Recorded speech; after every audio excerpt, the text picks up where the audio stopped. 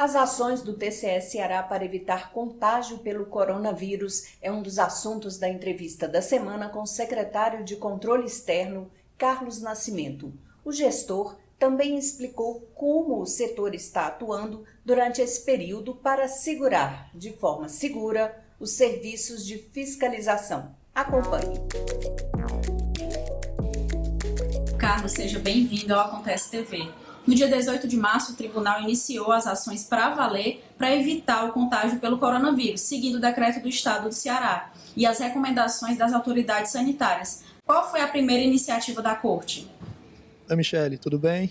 Agradeço a oportunidade de estar aqui novamente no Acontece TV. Nós tomamos medidas até antes de estarmos realmente numa situação mais restritiva em relação ao coronavírus. O Tribunal de Contas ele editou a portaria 168/2020, que já em 13 de março de 2020, dizendo aos conselheiros, servidores, estagiários, aqueles que tivessem tido, por exemplo, contato com algum caso suspeito ou algum caso já confirmado, ou então que estivessem viajando ao exterior, em algum país que tivesse notoriamente já uma circulação viral, essas pessoas já deveriam, no momento do retorno, já comunicar ao tribunal desse possível contato e exercer as suas atividades já remotamente. Outra medida trazida nesta portaria foi também relacionada àqueles que estavam no grupo de risco, já identificado naquela época.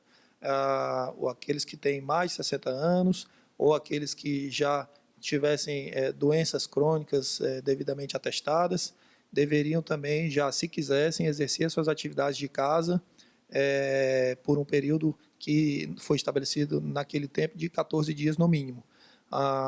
Uma outra medida interessante que o tribunal tomou foi em relação às suas reuniões.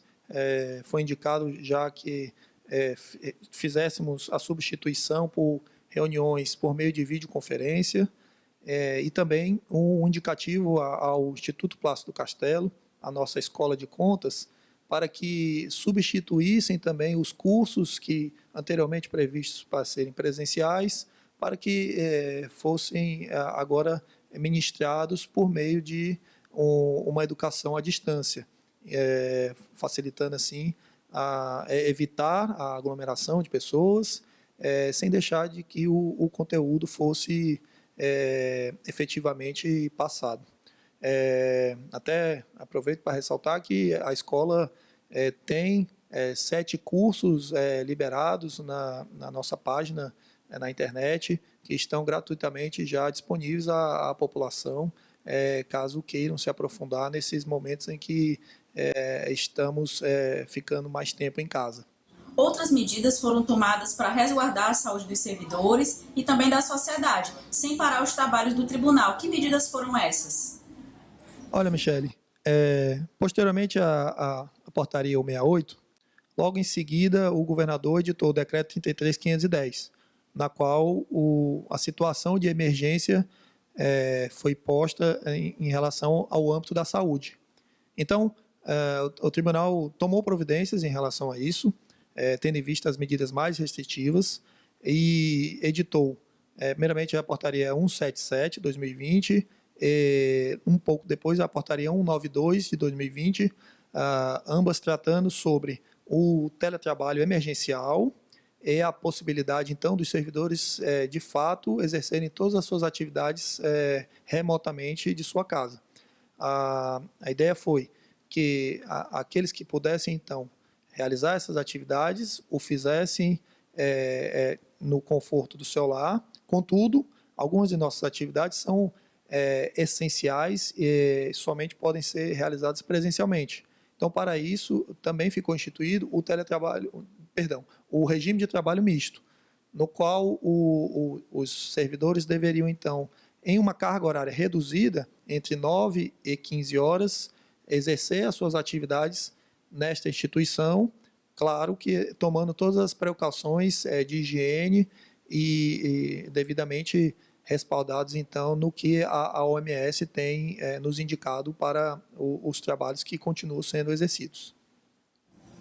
A Secretaria de Controle Externo está trabalhando intensamente em regime emergencial de trabalho, pelo menos nesse trimestre, que vai até junho. Que iniciativas estão sendo tomadas, a exemplo das fiscalizações contratuais por conta do coronavírus?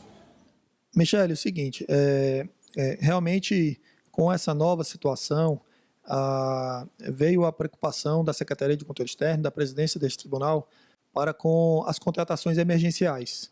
Então, neste momento, nós estamos elaborando estratégias para realmente verificar quais são aquelas contratações que realmente se justificam, que há necessidade de dispensa de licitação, e também fazer uma análise em relação ao preço que está sendo praticado, que, segundo a 8666, não pode de forma alguma fugir aos preços de mercado.